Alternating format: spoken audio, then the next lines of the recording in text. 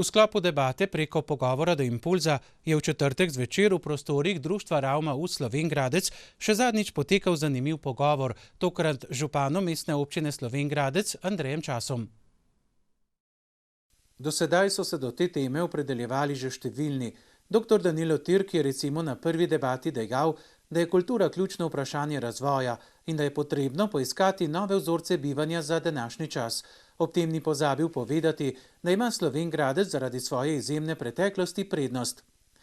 Tudi župan mestne občine je v pogovoru izpostavil vlogo in pomen Koroške galerije likovnih umetnosti, katere nastanek je v povezavi z izjemno vlogo profesorja Karla Pečka, ki je v tej zgodbi osrednja osebnost, vse skozi nekako rdeča nit.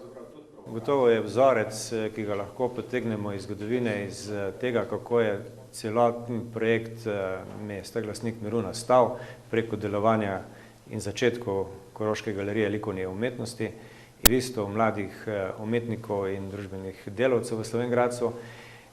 Preko te zgodbe seveda lahko potegnemo vzorec, ki bi odpiral vrata za naprej. Ampak v današnjem času verjetno tudi stari vzorci ne veljajo, svet je drugačen in zato menim, da če hočemo dati temu nazivu nove vsebine, moramo odpreti prostor in dati priložnost mladim, kreativnim ljudem, da tudi s provokacijo, z družbeno refleksijo in z drugačnimi prestopi dajo nov zagon temu našemu nazivu.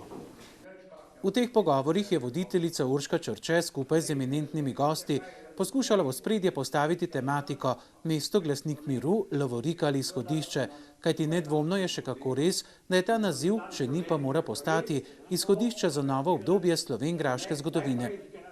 Mestna občina lahko podpre ta umetniški prostor, tako župan. Obenem spodbuja kritično ustvarjanje, refleksijo družbe skozi umetnost, spodbuja program galerije, ampak nič ne nastane čez noč. Zdaj v tem letu sem bolj ali manj komaj spoznal, kako to deluje. Imeli smo generalno skupščino, spoznal sem županje drugih mest, kar je seveda že samo po sebi dobro, da razširjamo mrežo, razširjamo stike, torej večamo svoj socialni kapital in identiteto mesta. Ampak tudi nekaj stisov je malo slabih, ker vidim, da večina mest, ki se deluje v tem združenju, tudi ne ve točno, kako bi s tem, in nekateri so tu zaradi tega, ker svoje stiske in probleme želijo izpostaviti, kot je primer mesta na Cipru, kot je primer nekaterih mest z Balkana.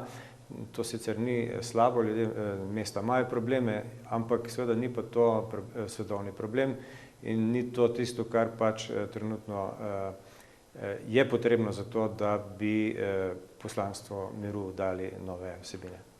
Se pa tudi čas zaveda, da je potrebno odpreti kritični diskurs na vseh ravneh, ne nazadnje tudi do trenutnega stanja same upravičenosti naziva Mesto Glasnik miru. Zato se umetnost ne sme zapirati le v institucijo, temveč mora na ulice. Spodbujati je potrebno šolarje, mlade, da ustvarjajo, se izražajo in razmišljajo preko meja.